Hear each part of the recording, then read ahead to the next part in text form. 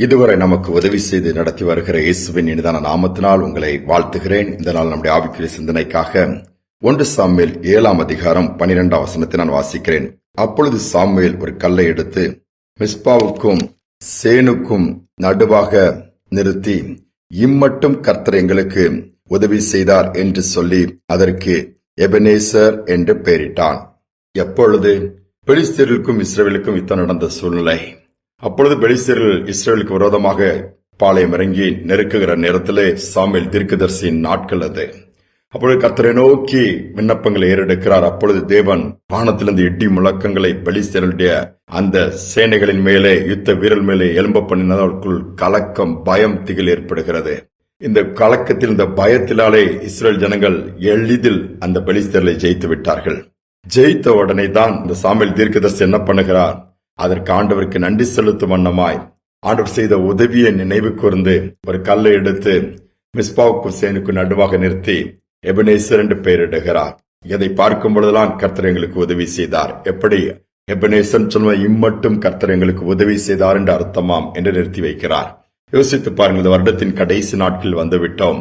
இந்த வருடத்தை சற்று திரும்பி பார்ப்போம் என்று சொன்னால், கர்த்தர் ஒவ்வொரு காரியங்களும் நம்மளுக்கு உதவி செய்திருக்கிறார், ஒத்தாசை அனுப்பியிருக்கிறார். இல்லை என்று சொல்ல முடியாது. ஒருவேளை நாம் எதிர்பார்த்த காரியங்களில் நடக்காவிட்டாலும் எவ்வளவு எதிர்பாராத நன்மைகளையும் கூட கர்த்தர் செய்து நம்ம நடத்தி இருக்கிறார். உதவி செய்த ஆண்டவரை அநேக நேரம் நாம் என்ன பண்ணுகிறோம்? உதறி விடுகிறோம், மறந்து விடுகிறோம். நன்றி செலுத்த நாம் அழைக்கப்படுகிறோம்.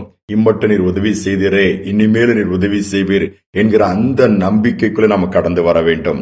இந்த ஒரு வார காலங்கள் இருக்கிறது. நம்ம ஆண்டவரை உள்ளத்தின் ஆழத்தின் நன்றி செலுத்தி செய்த நன்மைகளுக்காக, நடத்தின பாதைகளுக்காக நாம் செய்வோம் என்று சொன்னால் நிச்சயமாகவே தொடர்ந்து நடத்தவர் வல்லவராக இருக்கிறார். இந்த கிறிஸ்துமஸ் நாட்கள் கடந்து போய்விட்டது. ஒரு ஏழை விதவை தாயினுடைய வார்த்தைகள் ஆச்சரியமாக இருந்தது. அவர்கள் எப்பொழுதுமே கடின வேலை செய்து தன்னுடைய பிள்ளைகளை காப்பாற்றி வந்தார்கள். ஒவ்வொரு கிறிஸ்துமஸ் வரும்போது சின்ன பிள்ளைகளுக்கு ஒரு எதிர்பார்ப்பு இருக்கும். எங்களுக்கு நல்லா புது ட்ரெஸ் கிடைக்கும், வாங்கி கொடுப்பாங்க, எங்க அப்பா வாங்கி கொடுப்பாங்க, எங்க அம்மா வாங்கி கொடுப்பாங்கன்னு சொல்லுவது வழக்கம். ஆனால் இந்த ஏழை விதவை தாய்க்கு தன் பிள்ளைகளுக்கு ட்ரெஸ் வாங்கி கொடுக்கிற அளவுக்கு வருமானம் கிடையாது.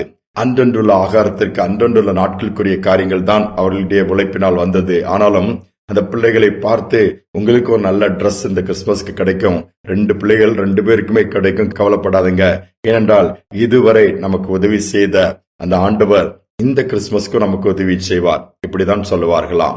பாருங்கள், போன கிறிஸ்துமஸ்க்கு நமக்கு ட்ரெஸ் கிடைச்சது, அதே மாதிரி அதே தேவன் தான் நம்முடைய தேவன் இந்த கிறிஸ்துமஸ்க்கு கொடுப்பார். அந்த வார்த்தைகளை பாருங்களேன்.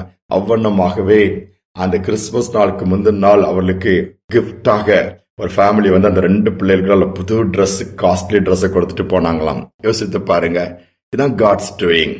இதுவரை உதவி செய்தவர், இதுவரை நடத்தினவர், இனிமேலும் நடத்துவார். ஆனால் நாம் சொல்ல வேண்டியது என்ன? இம்மட்டும் உதவினாரே, அந்த ஆண்டவர் இனிமேலும் உதவி செய்ய மாட்டாரா? உதவியற்று போய் நிக்கிறீங்களா? எங்களுக்கு யார் இருக்கிறாங்கன்னு சொல்லி புலம்புறீங்களா? இதுவரை உதவி செய்த ஆண்டவர் விலகி போகவில்லை, கைவிடுவதில்லை, கூட தான் இருக்கிறார். அற்புதமா எங்களை நடத்துவார். நாளிலும் அவருடைய கரத்துல நம்ம முழுவதுமா தாழ்த்தி ஒப்பு கொடுத்து இதுவரை உதவி செய்த ஆண்டவருக்கு நன்றி செலுத்துவோம். நன்றி செலுத்தும் பொழுது நிச்சயமாகவே கர்த்தர் தொடர்ந்து அவருடைய உதவிகளை நமக்கு கட்டளையிடுவார், அற்புதமாய் நம்மை வழிநடத்துவார். ஜெபிப்போமா? எங்கள் அன்பின் பரலோக தகப்பனே, நீர் ஆச்சரியமுள்ள தேவன், நீர் செயல்களிலே மகத்துவம் உள்ளவர். அப்பா, இதுவரை நீர் எங்களுக்கு செய்த உதவிகளை நாங்கள் சற்று யோசித்து பார்ப்போம் என்று சொன்னால் கணக்கில் அடங்காதப்பா.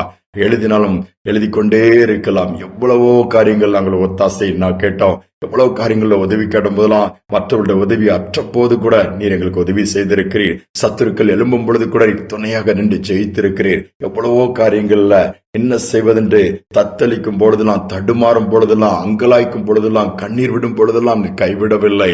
உதவி செய்து தூக்கி நிறுத்திருக்கிறது, அதற்காய் ஸ்தோத்திரம். இந்த வருடம் துவக்கி இந்த நாள் வரை நீர் செய்த உதவிகளுக்காக இந்த நாளில் நாங்கள் நன்றி செலுத்துகிறோம் அப்பா. கோடா கோடி ஸ்தோத்திரங்களை நாங்கள் ஏறெடுக்கிறோம் அப்பா.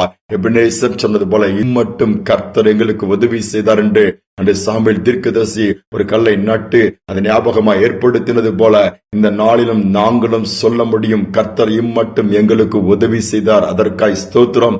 இனிமேலும் நீர் உதவி செய்ய போவதற்காய் ஸ்தோத்திரம். இதை கேட்டுக்கொண்டிருக்கிற ஒவ்வொரு பிள்ளைகளும் ஒருவேளை துக்கத்தோடு இருக்கலாம். இந்த நினைத்த காரியத்திலிருந்து உதவி வரலையே, நினைச்சபடி நடக்கலன்னு சொல்லி இருந்தாலும் அந்த துக்கத்தை மாற்றிவிட்டு அந்த எண்ணங்களை மாற்றி ஆண்டவர் செய்த நன்மைகளை உதவிகளை நினைத்து நன்றி சொல்ல நீர் கிருபை பாராட்டுவீராக. தாழ்த்தி ஒப்புக் கொடுக்கிறேன். துதிகனமே ஏற்றுக்கொள்ளும் இயேசுவின் நாமத்தில் வேண்டிக் கொள்கிற நல்ல பிதாவே, ஆமேன் ஆமேன். எபெனேசர், இம்மட்டும் கர்த்தர் நமக்கு உதவி செய்தார். நாம் சொல்லுவோம், இனிமேலும் ஒரு உதவி செய்வார். இந்த சிந்தனையோடு இந்த நாளை தொடருவோம். மீண்டுமாய் நாளை தினம் சந்திப்போம்.